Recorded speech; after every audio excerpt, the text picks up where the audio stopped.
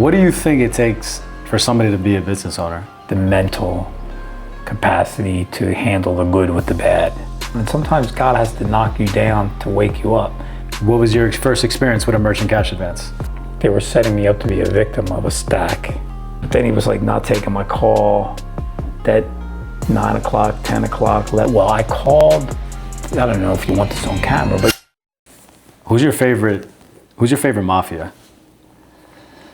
So my favorite Mafia would probably be Carlo Gambino. Why? Because Carlo ran New York City.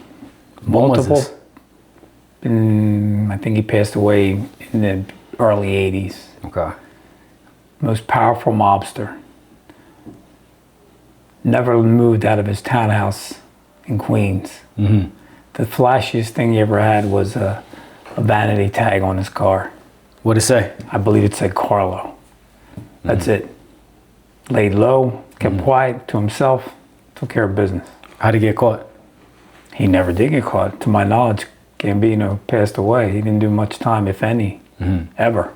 So the reason you like Gambino is because he just took care of business. And He ran. I mean, if there's a mafia, I don't know that there's a mafia, but if there is, he ran it the way he's supposed to be run. Low key, quiet. The problems in the so-called mafia happened when everybody wanted to be flashy. You can't be on the cover of Time magazine and run organized crime. Too much attention. Too much attention brings heat. When you bring the heat, things burn. Gambino. Carlo Gambino. That's the man. Okay. The family's still named to him today. The Gambino family is still called the Gambino family in New York. That's a powerful name, then. I think family's important. I think loyalty is important in Italians. Hard work's important with Italians. Relationships. I think we're a very tight-knit culture. Very smart culture. People don't realize that Italy is the size of, I don't know, New Jersey. But yet, artists, Michelangelo, if you buy a nice suit, you buy an Armani, right? If you buy bread, you want Italian bread. You want the best bread. You want the best bread. You want the best suit, the best clothes. Right. So, I mean, for such a small country, the work ethic is unbelievable. Let me introduce you, Anthony Casale, owner of Casale Construction, family man. Yes. And you have faith in God. Amen. Absolutely. It's my number one driver. Perfect. So I asked you about your family, like last name. To you, does the Casale name, does that mean something? Absolutely, to me it does. My parents immigrated in the 60s. My brothers and sisters were born in Italy. I was the first kid born here in America. So to me, it's everything to honor my family, my parents, their struggles, the opportunity they gave us, and the ability to actually move forward with that opportunity. They gave us the wherewithal to, to take what little that was given to us and multiply it. So I'm grateful for that. So you didn't come from riches, mansion, money? Not at all. Not at all. If anything, yeah, we came from humble beginnings. We were rich in family. We were rich in family. We were rich in a mother and a father and brothers and sisters who all loved each other. We were poor in monetary things. But what's kind of funny is I don't think I ever really knew how poor we were. I don't think I felt disadvantaged growing up. I don't know that I ever got up in the morning wondering what I don't have. I don't think I ever grew. I definitely knew what we didn't have, so I don't want to say that, but I didn't feel slighted. I didn't grow up feeling like there was something I didn't have. If that makes any sense. Like you had enough. You knew you were going to wake up. Yeah, I was content, right? Yeah. So I mean, we grew up and we had dinner at 5 o'clock, even though it might not have been a classy dinner. We had dinner together. We went to good schools. We had discipline, and we had a family, a real family. I think it's what America lacks at times now. We had that. We were rich with that. That part we were rich with. Rich in family. Yeah. How did growing up with your family, how many brothers and sisters did you have? There's 7 of us in total. I have four sisters and 2 brothers. So growing up, what did they instill in you to start pursuing business? I think we grew up my brother, to go way back, first of all, I think my father and mother always instilled us to work. I mean, work was a part of the culture. I mean, and when we were younger, we were, I won't say forced, but we were to get a job. We had to work.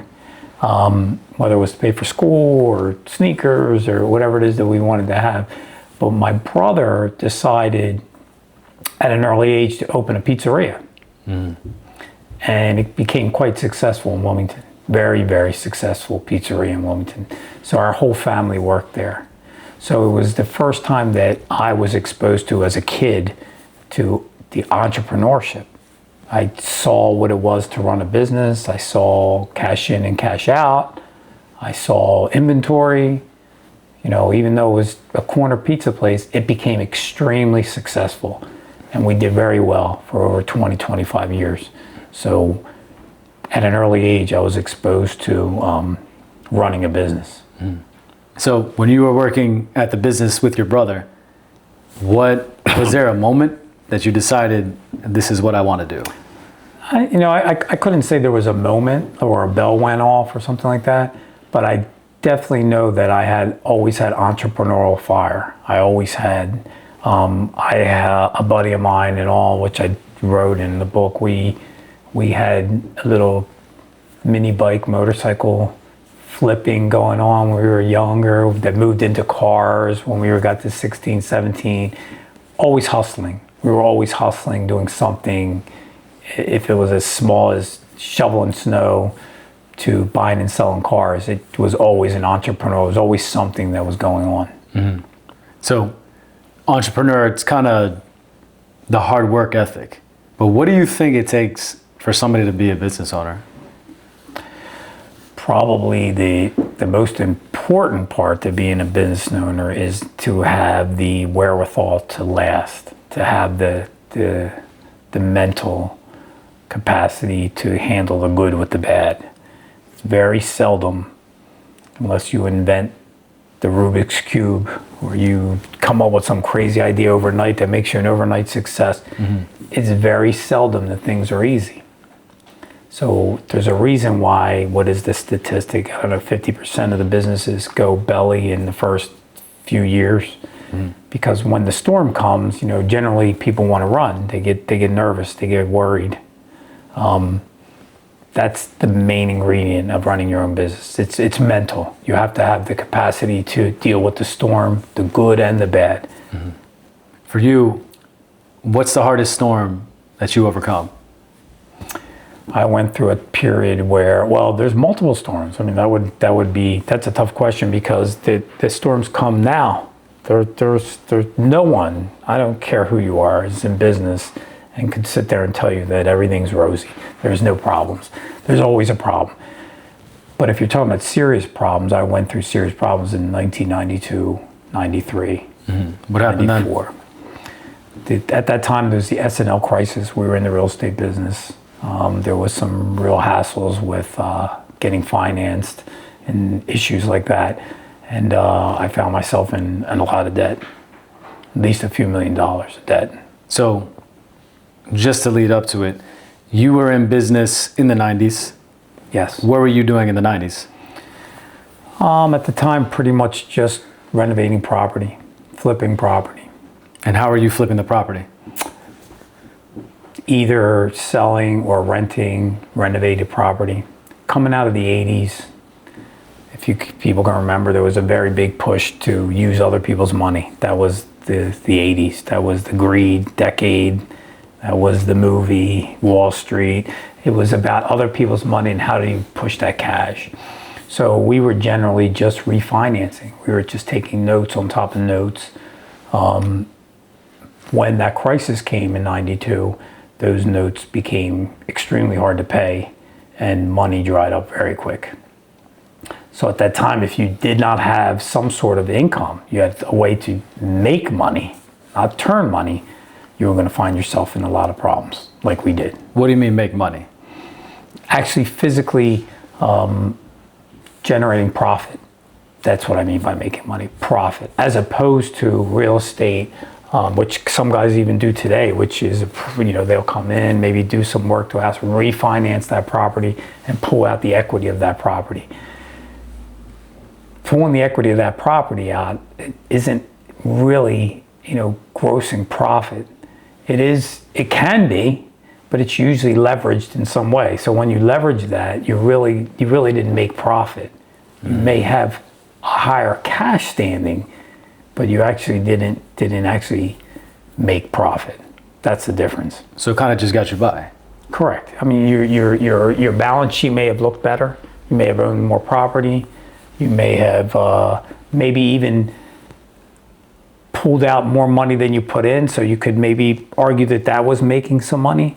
But no matter how you do that, you end up with a note. No matter how you do that, you end up with some sort of leverage against your equity, as opposed to making a widget, selling it, and ended up with profit. Two very distinct ways of going about it. You'll see a plethora of people that will preach buying the property, putting the note on it, keeping the property, become a millionaire. Can that work? Yeah, it can work. Just a little riskier way, in my opinion, of getting there. So when you overcome something around the SNL crisis, what did you overcome exactly? Oh, every bit of $2 or $3 million in debt, but more importantly, tarnished reputation. I don't know, I often refer to it as, from the Bible, having leprosy. What do you mean? People don't want to be around you. I mean, no one wants to be around a loser. No one wants to be around a loser. So when you lose, generally, you've got the plague. All those banks that were calling, all those suppliers that were calling, that phone dries fast. So if you're looking for help at that point, that's a little bit more difficult to get. So as bad as it is to owe money, it can be equally as bad to lose your reputation, to lose for your word, your honor, your ability to work with others. So when you were you said $2 to $3 million in debt. Yeah, every bit of it. How'd you get out of that? Well, that's another story, but slowly.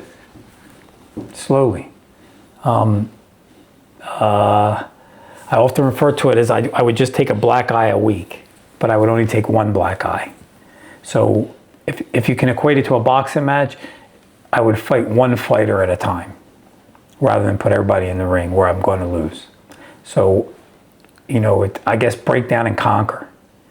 What I found, I'll tell you, what I found coming back, and I think about it all the time, is that and remember this is really important when you're down. If you're down and you're really trying to get up, but remember, you're really trying to get up, you will find that people will want to work with you. People will want to help you. And I often say the same analogy. If you rent a house to a person who's 3 months behind in rent, they owe you 3 months of money. You're not making a dime from the guy. He hasn't paid you. And every time you go by, he's laying inside the property doing nothing. What's your natural reaction, right? Your natural reaction is to kick this guy out, is it not? That's right. Get him out as fast as possible. Take that same scenario. The guy owes you 3 months in rent, and when you go by, he's out on the corner selling wood, heating wood, or he's I don't know, walking around mowing lawns, and he's giving you $30 of the 10 grand he owes you. What do? You give him a break because you see he's trying. You're darn right. What I found is I could control others' attitudes toward me. I found that to be truth. I could change their attitude towards me by trying. If you take that same analogy, the same guy, you're more than likely to help him. You're more likely to send him some work to cut some lawn so he can give you. You're more likely to get involved than the same guy that you would have thrown out as fast as possible. The same scenario. That's what I found. So the stronger I became in working, the more I got on the phone and did the things that I was scared to do. Call people that you owed money to, or call people that were really upset with you, and worked it out. And I often tell the same thing, because I do some talks and people want to know what the best way of working their way out. If you owe somebody $100 and you do nothing about it, they think of you at night. They think of you in the morning. You fester in their stomach, and they get upset. If you take the same guy that you owe $100 to and you bring him $5, he's usually going to take the $5, maybe say something negative to you and leave you alone and say, come back when you got the. He's going to leave you alone. Mm-hmm. He's going to leave you alone. You're going to be able to go on and try to. That's what I found. And that's the same thing today. So if somebody finds themselves in a situation that's bad, the best thing you can do is get on it, work with them, call the person, figure it out. 50 cents at a time, whatever you need to do. But I promise you that person on the other end is more likely to work with you and help you than he is to cut your legs out from under you, that he would do if you leave it alone. And that makes sense. That makes sense. And it worked. It worked for me. As time went on, now don't get me wrong, there's some people that it's unworkable. There's people that hate me today. I'm sure. But that's okay. That's how it works. It's how it works. That's how it is. What I have found though, now here I am 20, 30 years later, I wear it as a badge of honor. I'm not embarrassed by it at all. I wear it as a sleeve on my shoulder to say, I went through war. I went through war and came out the other side. Some battles people die. Some of those relationships are dead, but most of them aren't. Mm-hmm. And they go on, and you come through, and you go. And I'm not unlike a lot of people. I'm not on an island by myself. This is kind of how it works. That's what I found. In the end, I found that maybe had I reacted faster in my fall, I would have got out faster. But I was self-taught, right? I had to learn that going through. I think had I hit my bad times head on, like I would encourage someone else who calls me now and says, hey, what do I do? Head on today. Let's get on it right now. If you do that, you're more likely to get out faster, easier, sleep at night, and figure out a way. As long as this is all predicated on that you're real, that you're actually really trying to work this out. You're actually really trying to get back on your feet, and you're just not playing games. That's that part you have to be. But if that's the case, and you are, go back to the tenant analogy. The guy's going to want to help you. He's going to see you, and he's going to want to help you. He may not be happy with you, he may be upset, but he's going to help you, I promise you. When somebody is trying, it looks like they're creating opportunity because you're actually doing something to get out of the situation that you're in. So you say anybody who's in a bad situation, they should just try. 100%. Anyone who's in a bad situation who truly wants to get out of that situation, need to focus, need to figure out what it is that went wrong. That's very important. Don't continue to do what was not working. That's not what I mean. But I mean, if you can identify what the issue was and you can rectify that, yes, you stay. That's what makes you successful, in my opinion. Mm-hmm. Success is not who's smarter or who had more money or who started quicker. It's who hangs. It's who is willing to keep on going when all the naysayers tell you to stop. That's the difference. End of story. That's the difference. I think you'll get that out of anybody who's successful. Will tell you that if the difference between making it and not making it is actually doing it. So after you had the SNL situation where you were $2 to $3 million in debt, mm-hmm. What did you start up to start making money again, paying off that debt, and becoming a business owner, where you are today? What did I do? Yeah. Well, at the time, the only foreseeable skill I had at the time was to run equipment. Most of my stuff had been taken away, repossessed, or was gone, but I was left with one piece of equipment, and I started to use that piece of equipment to get back in the game. That was it. It sounds ridiculous, but it's true. That's what it was. And that little piece of equipment led into bigger jobs and bigger developments, and things just kept moving. And I don't want to make it sound like everything was really easy or really pretty, because it wasn't at all. It was a long, hard road. And to be quite honest with you, I mean, I joke this all the time, but I don't know that I'd do it again. I mean, you got to really want it. You got to really want it. I really wanted it. And it required not only getting out of debt, but like I said, it required the reputation. It required to be able to move forward. It required, complete life commitment. So fast forwarding to today, you own Casale Construction. What's the biggest win that your business has had?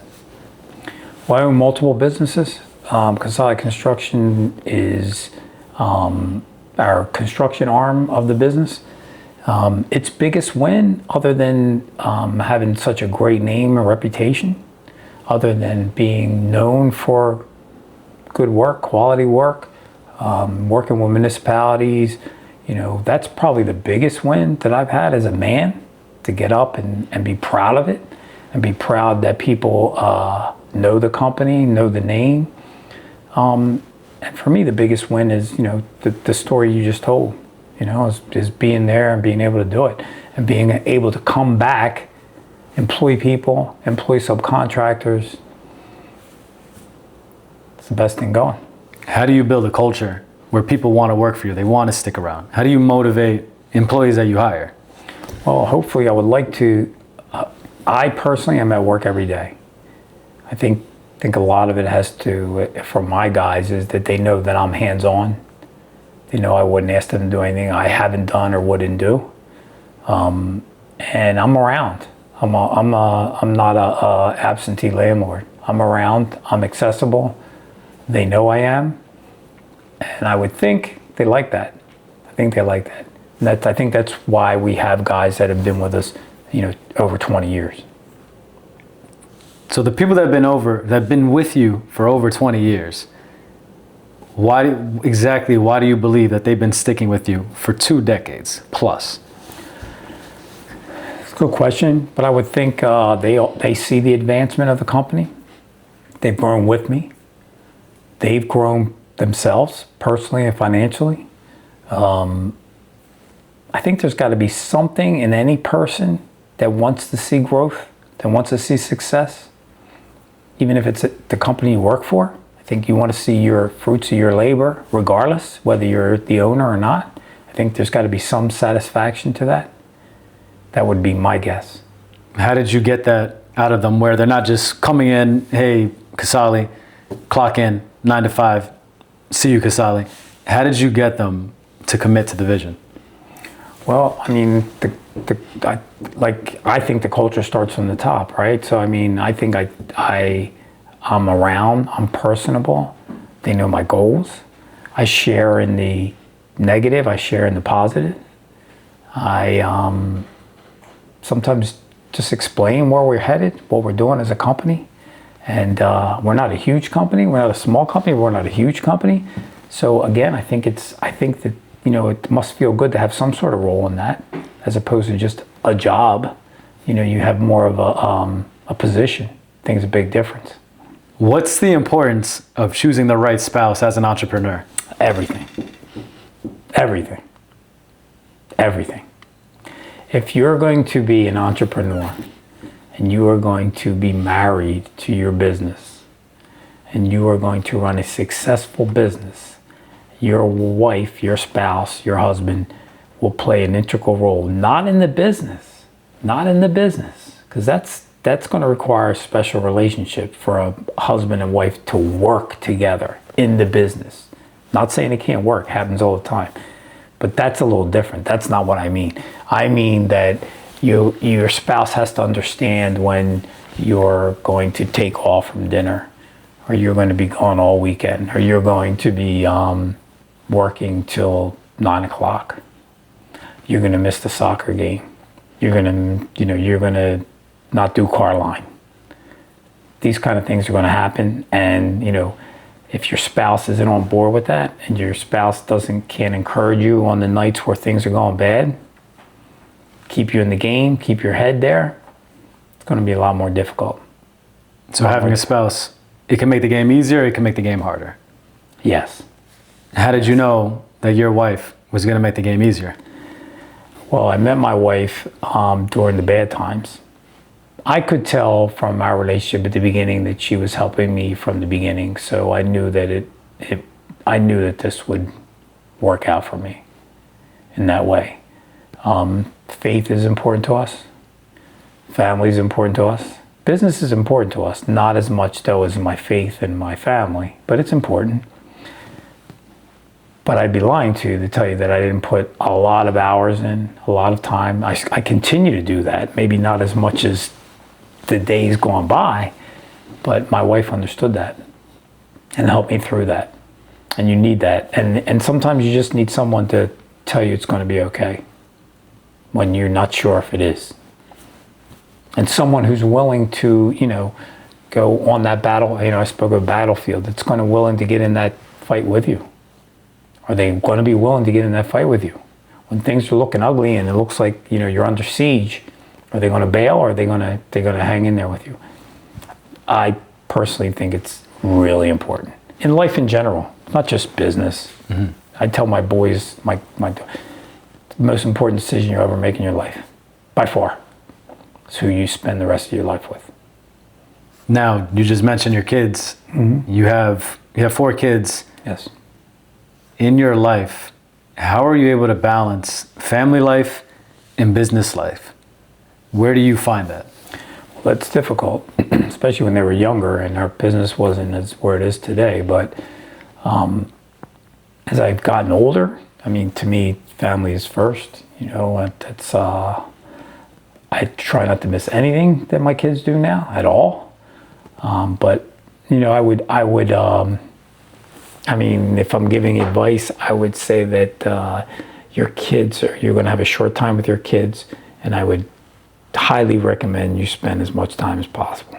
I know that's difficult to a business owner or someone going through something now that's difficult to understand, but that sand clock does not last very long, and I would tell you to do your best.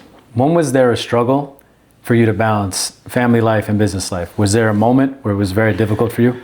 Yeah, when my kids were smaller, it was difficult. I missed a lot when they were smaller. I missed a lot of, school plays or something that went on. So it's not something I'm proud of. It was necessary at the time. If there is a necessary in business, it was. But my wife and I speak of it a lot. I missed quite a bit when they were small. So there was a time, the early 2000s, that I missed a lot. Do you believe it was a sacrifice? Oh, absolutely. I wish I could have it back. Absolutely. Big time sacrifice. You mentioned you have faith, so you believe in God. Amen, yes. In the periods of your life, I'm going to mention 3. You mentioned when you were $2 to $3 million in debt. How did God affect your life then? And then the second will be, when you were getting out of that, how did God affect you? And then now, as you're maintaining what you have gained, how does God affect you now in those 3 periods in your life? Well, God will affect you in every period of your life, every day, every minute of your life, and He should. It's very difficult to literally say to someone or have someone really believe, trust in the Lord. Just using those words, trust in the Lord. Well, no, I'm smarter than that. No, trust in the Lord. Whatever God's plan is God's plan. God's plan happened to be this for me. Right, wrong, or different. This was His plan. This is how it worked out. That's how it went. My faith, anyone's faith, I think, will grow stronger when you're knocked down. And sometimes God has to knock you down to wake you up. I, to this day, think that's what He's done to me a few times, to wake me up, to let me realize that, finances, material things are great, but they're secondary. And I would encourage everyone to pray,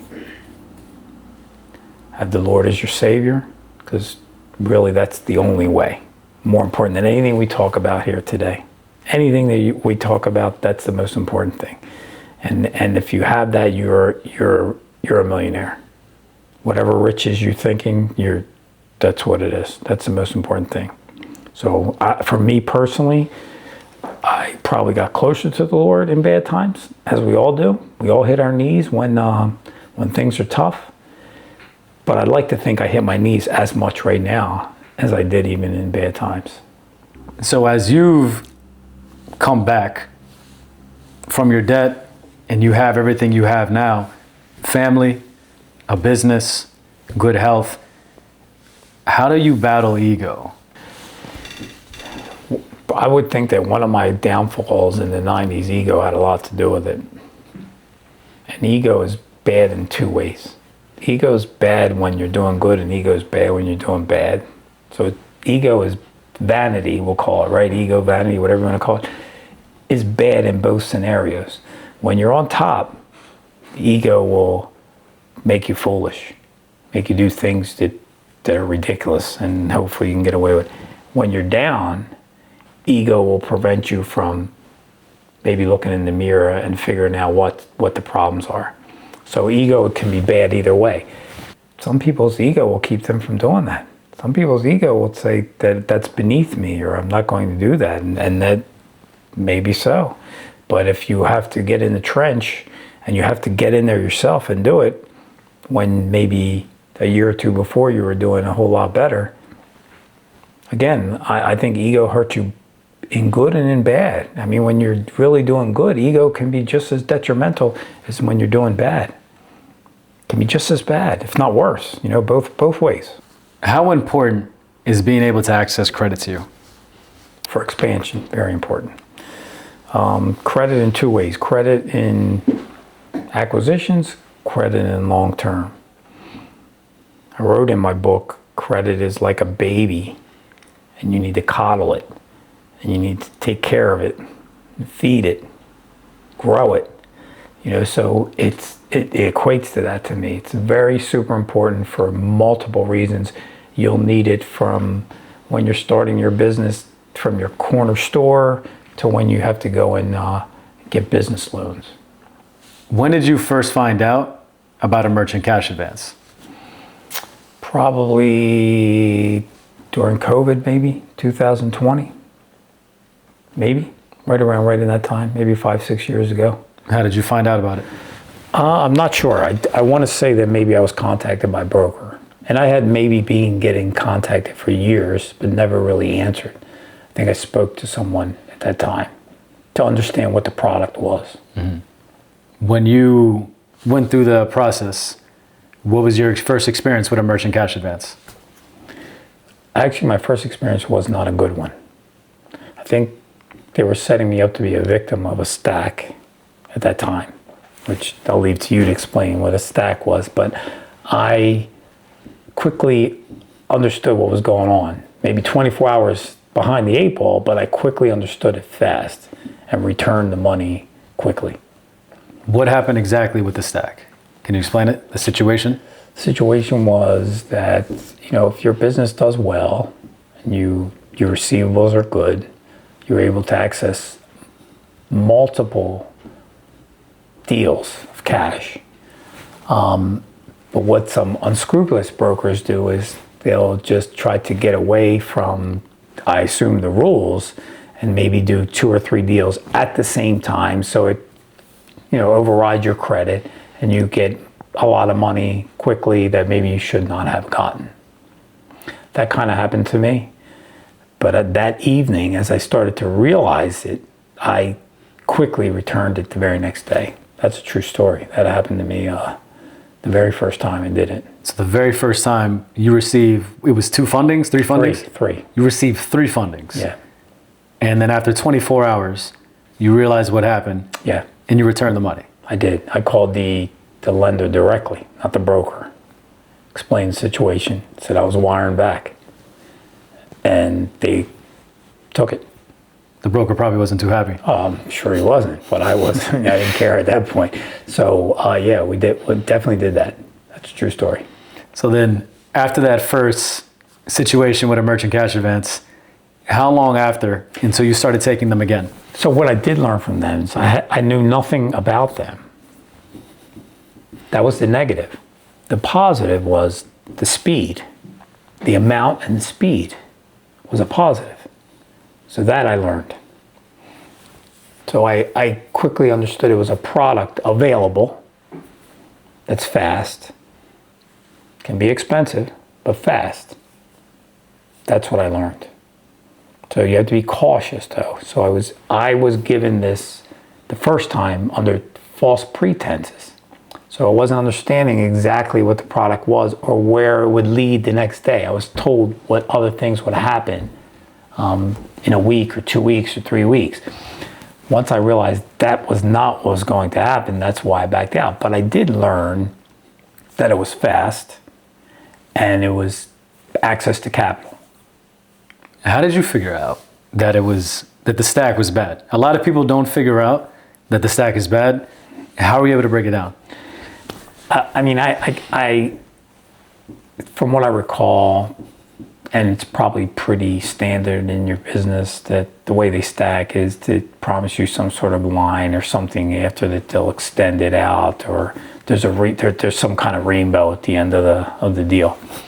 I think for me, if I recall correctly, I had never heard of a MCA. I didn't know what they were. I believe that evening I did my little bit of research. And I picked up on, hey, I think I just got worked. I did. I figured out that I think there is no refi. This is going to be what it is, and these are going to be the fees that they are. Knowing that, I wasn't interested in that, so I immediately sent it back. I find it insane that you know what the stack was, because it's crazy. People, they'll take the stack. The next day you sent it back. Well, I called. I don't know if you want this on camera, but you know how you do the recorded line. Right. Those guys had already coached me what to say. They're like, don't say you got another one. Mm-hmm. Just do the call. Now you do your own call. Those guys had somebody else doing the call, if I remember right. So in other words, they would say, okay, this guy's going to call you in an hour. He's not. If he asks about don't even bring it up. Well, I'm going along with the program. I'm thinking, well, these guys are going to give me $400,000 in 3 hours, and they're going to span it off after. Well, I got the $400,000. I forget what it was. It was a lot of money. Went home. I was like, man, it's too easy. Sums up. And I just started Googling, looking at it, and the stack. I learned the word stack. I didn't know what a stack was. I learned what it was. I was like, dude, my street part came out. I said, I just got smoked. Right? And I was like, nah, that ain't gonna happen. So the next day, the same dude that called me, I called him back. The guys. The lender. The 3 guys that did the funding. Mm-hmm. What's different is you do the funding call with me. Mm-hmm. They had somebody else doing it. Like whoever the lender was. I called him up, said, bro, I definitely got smoked. And I'm not, I know I signed a contract, but I'm gonna tell you, I'm either gonna go to the Attorney General's office or you're gonna take your money back. And they were like, send it back. I sent it back. I said, cause I just got taken. Mm-hmm. I did. Where did you look online to figure it out? Because there's very little information online about merchant cash events. Where did you figure it out? The honest answer is I'm not sure, but I went on enough. I don't know if I looked at, there's an atrocious amount of people that will claim to get you out of merchant cash events. So some of them people write in there what happened, this and that. I couldn't tell you for sure, but somehow, some way within that evening, I figured out that this was not good. Most guys, they try to just say, you know what, the money's in my account, let me use it, I'll figure it out down the line. Defaults, judgments, frozen AR, it's too late. No, but these guys though, these guys told me, you gotta remember, I don't know nothing about it. Hey man, you're a business, you're this, you're that, we looked at, you can get you this, we can get you this, and man, you go 2 weeks, and in 2 weeks we're gonna put it into a 30-year, blah, blah, blah, blah, blah. 2 o'clock, 3 o'clock, 4 o'clock. 3 calls. 2 o'clock, 3 o'clock, 4 o'clock. And that night, before I got home, I want to say it was $500,000. Now, some people will say, that's $500,000. I'm going to keep it. Mm-hmm. Well, I went home and started looking at numbers and started looking at stacks. I said, how the hell, this ain't never going to get paid back. And I wasn't even doing as good then as I am now. I was like, this is crazy. Called a guy back, my first guy. All of a sudden they're telling me, oh, it's Friday. This is exactly what he said. It's Friday. The Jews are off today. They don't come to work on Friday. I can't talk to them today. Blah, blah, blah, blah, blah. I said, man, this is smelling to me. This whole thing's smelling to me. He was trying to tell me that it was Sabbath. They don't come in. I don't know what he was talking about. Mm-hmm. But then he was like not taking my call. That 9 o'clock, 10 o'clock, 11 o'clock. I'm calling. Then I was like, I'm out. When we finally got into contact in March of 2023, the brokers and funders that you were dealing with before that point, how was the experience dealing with them? They were good. Yeah, I can't say anything negative about the people that I worked with, because prior to meeting you in 23, I worked well with a guy. Probably didn't get as personal as you and I did, but he also was a straight up legit lender. He was not, at least I felt that, at least till that point, we were doing good business together. This was and I was a good client. You got to remember, I was always a good client. So I was always somebody, and not to shake the boat, but he still calls me today. I mean, he still calls me. So I was good. I was a good person to have, as I feel like I am still today. This was a broker or a funder? He was a broker. I believe he was a broker. I don't want to 100% remember, but he had a lot of authority. I don't know. I'm not 100% sure there, because I can't remember. You would probably know more than me. I think it was, I forget the name of it, but I don't know if he had direct line and he was the funder or whatever it was, but he was a pretty good guy. I mean, he never promised me anything he couldn't do. Whereas the other guys did. That's the difference, right? The other guys would give me, some false hope. There was a couple that I did before. He never did that. Why work exclusively with me and my company compared to a bunch of other funders and brokers? Well, I think anything in business, relationship should be one of the top things you do. Try to work a personal if you can, but a business relationship, trust, speed, efficiency, performance. Put all those things in together with anything, not just a funder, with anything. If you can develop a relationship with one person, supplier, lender, you're better off. Why? You're better off. You understand the product, you get what you asked for, you understand what it cost you, and it becomes a win-win, right? When anything's a win-win, I think it's good for everybody. It's a win-win. How have you used a merchant cash advance for your business? How's it benefited you? Well, it's given us opportunity to buy certain things, buy property that maybe we would not have, extend invoices maybe we would have waited much longer to have. Just multiple reasons. We maybe have been able to have advances that we would not have been able to accomplish. I think the biggest win in that type of funding is speed. Access to capital quickly, that you may not be able to get at your local bank. How are you able to calculate if the merchant cash advance works for you? How do you know it makes sense for you? Well, I think for anybody, right, the first thing they should calculate is the costs. Okay, so there's win, there's good, and there's bad, right? The win is that if you're able to get the money, right? If you're past whatever criteria that is, you're going to get that money quickly. You're going to get that faster than you would in any scenario. The bad side is though you have to make sure that you place that money into a place where it's going to bring that return back to you. I think we spoke before. I'm not a fan of an MCA for running your business. I don't think it's a good product to use to run your business. If you already have a profitable business, if you already have receivables that you know of, if you already are projecting your what your returns are going to be, an MCA can work for you. You can make that work into your equation for whatever it is you're advancing. If you're really looking backwards and you're having trouble in your business and you're having trouble maybe making your bills, I don't think the MCA is your product that you should be searching for.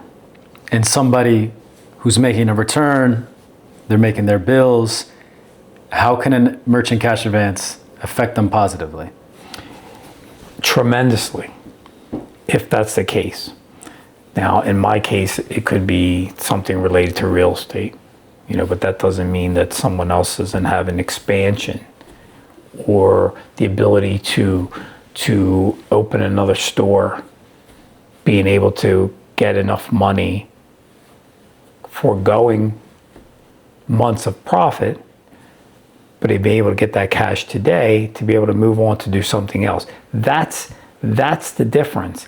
If the MCA is going in for almost like what it's called, for the advance, if it's going in to advance the business, I think it can be a very useful tool. If you can use, it's very simple. You're going to know what it's going to cost you. Yes, you're going to get it quick, you're going to get it, but how are you going to pay that? It's not there to take care of yesterday's ills. Yesterday's ills are another problem.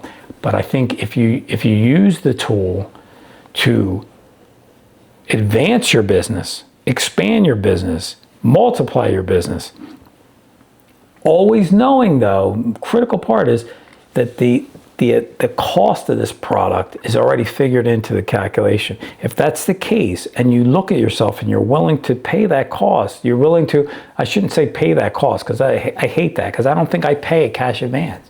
I know that sounds crazy, but I don't think I pay the cash advance. And maybe it's just something mental for me, but I like to defer my profit in that cash advance. I like to think someone else is going to pay for that for me. So I try to figure it in that way. It works. That way it works. And it can be profitable and it can move you on. It can be quick. It can be a lot of money and you can get it quickly and move on. Again, if the patient's already ill, it's not the medicine. It's not the medicine for the patient. I'm good on analogies, right? I don't think it's medicine for an ill, but it could be steroids to get big, to build, right? So it's if you do it properly, don't overdo it, don't underdo it, you may grow, right? But it's not there to help with your arm pain, right? That's the only way it works. And it can be a real positive. It's not a negative. So I know that it gets a lot of negativity.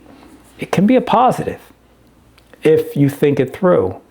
For somebody who's having the issues, the pains that you spoke about, I know you, because I read your book, you had a 396 FICO score, you owed millions of dollars. How can somebody get out of that situation to grow their business and become profitable, have that credibility again? What's needed of that individual? Well, again, first and foremost has to be your motivation, your desire to be successful. That is first and foremost. You have to have that fire inside of you to go through all the pain that's going to come. Even when it's good, there's a lot of pain. I think I wrote in my book once, I think I wrote in there that I had to go to work. And my daughter at the time was very young. And she said, "Daddy, you don't have to go to work. You're the boss." And I answered her, I said, that's why I got to go to work. That's why I have to go, because I'm the boss. Not why I can't. And I think that's the misconception that people have of anything of being in your own business, as if like you can do whatever you want. It's just the opposite. And if To get out of debt, to be successful, to advance, to make an MCA work, it's desire. You got to make it work. You make it work. You got to get up and you have to be motivated, right? The heart, the mind, the heart is your will. The mind is the belief that you can. If you believe you can, your heart will be the will that you do, but you have to believe that you can, right? I think Henry Ford said, if you think you can do something or you think you can't do something, you're right. You're right. If you think you can do it or you think you can't do it, you're right. You're right either way. I got a lifelong buddy who called me one time. This was about 2 years ago. He said, man, I'm in trouble. I think I'm claiming bankruptcy. Right? He's lifelong, played sports together when we were kids. I said, what's going on, man? He's like, he gambles a lot and shit. And he owed like about $18,000. And he wanted to claim bankruptcy. And I almost laughed at him. I'm like, 18 grand? You going to claim bankruptcy for $18,000? Get on the fucking phone. Tell these people they're either going to get nothing or they're going to work with you. Which one do you want it to be? Yep. And they're going to work with you. I said, Al, I promise you, they're going to work with you. They want to get paid. They want to get paid. They're going to work with you. You could duck and run, do the bankruptcy, worry about it, feel bad about yourself, embarrassed, whatever the case is. You could do that. Don't work, you could do that. Or you could just knuckle up, get on the phone, and let's go down the list. I'm looking at 18 grand. I think I can solve that in about 45 minutes. I don't think it'll take me that long to solve all your problems. You could do that too. You know, and I said, maybe you need somebody else to do it, because sometimes it's better if somebody else negotiates for you. Because you're too emotionally invested. Right, you can't really do it. Right. I agree with that. I agree. You know, when I was in there, had I had somebody alongside of me who was willing to take the punches and maybe go along and do it, maybe it is good. But yeah, when you're emotionally invested, but I'll tell you, if you can get over that mental shit, you're better off if you do it. Mm-hmm. You're better off if you do it. Because it's your skin in the game. Yeah, but they just respect it more. And I'm not saying that this is easy, because it's hard. When you're really down, it's hard. It's not easy to just sit out with a piece of paper and say, well, I'm going to figure it all out right today. It ain't that easy. But I do know if you do that, you can win. You're a family man. Mm-hmm. How do you instill positive traits into your children, especially nowadays with the internet? It's very easy for kids to get misguided, what they see on the internet. How do you instill good traits into your children? I attempt to do the same thing my parents did to me. God, family, character, responsibility. I try to demand that my kids do that. Respect. I don't allow excuses. I don't blame the teacher. My son comes back and something was wrong, it's not the teacher's fault, regardless. I think our society has been now cultured to blame someone else. Mm-hmm. But I'm also proud of them. I let them know when I'm proud of them as well. So I try to just do the same values that my parents did to me. I do demand that my kids go over and above the norm. And I believe they have. I've been blessed that they have.